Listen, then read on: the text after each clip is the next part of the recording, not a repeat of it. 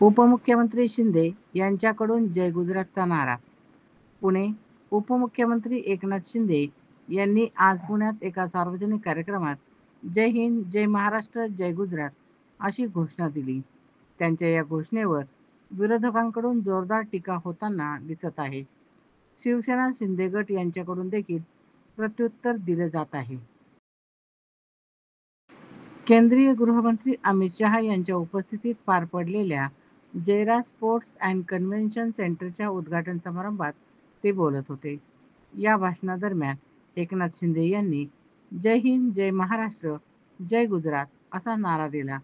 त्यामुळे अनेकांच्या भुवया उंचावल्या आणि आश्चर्याची भावना व्यक्त केली.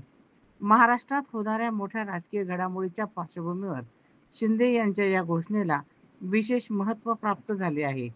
या कार्यक्रमाला केंद्रीय गृहमंत्री अमित शहा, अनेक मंत्री, स्थानिक लोकप्रतिनिधी आणि भाजप शिंदे गटाचे कार्यकर्ते मोठ्या संख्येने उपस्थित होते.